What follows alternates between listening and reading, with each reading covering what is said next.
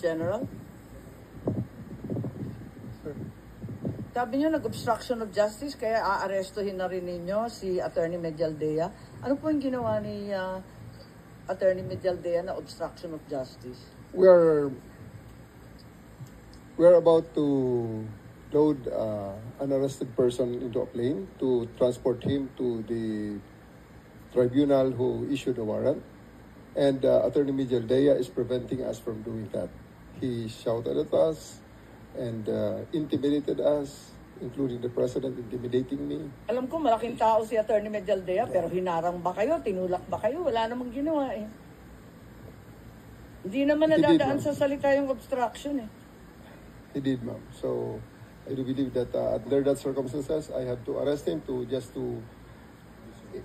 and I do believe that I used the reasonable force to ensure compliance for him to step aside for us to load the former president to the plane. So yun lang yung obstruction dahil nagsisigawan yung mag-asawa? He is preventing us from doing our job of loading the former president to the plane. Hinarang ba kayo? Yes, ma'am. Anong ginawa? Nakikita naman sa video eh. Ang nakita ko lang, pinipilit niyo iposas, hindi magkasya yung posas. Yes, that's one thing.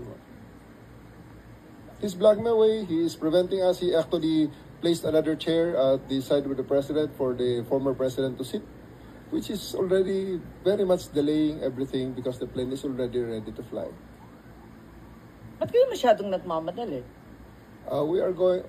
Unang-una, ma'am, ang reglementary period, mamalasin naman kami pag hindi namin ginawa ang trabaho Bakit? namin. Anong reglementary period? Anong period yun? The Article Dahil 125... sinabi na nga ni Executive Director sa ating PCTC, na diffusion lang naman yun eh. Wala nga commitment pinag-uusapan dun eh. Wala nga red notice, pambira eh. There is a warrant. Takal-takal na ni Arnie Tevez eh. Wala pa rin, di ba? Ba't kayo nagmamadali? Ano yung reglementary period mo? May I refer you to the SOJ, ma'am, if the SOJ wants to answer that. Hindi ba pwede kayo na muna?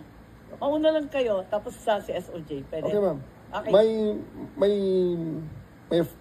My main processes during the time is that I have implemented a warrant, and it is therefore the person is already arrested by virtue of a legal warrant. And Article 125 comes into play of the revised penal code, which is entitled Delivery of Persons Legally Arrested to the Proper Judicial Authority. And I do believe at this point the judicial authority will be the ICC.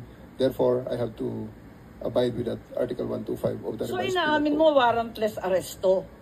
Kasi yung Article 125 ng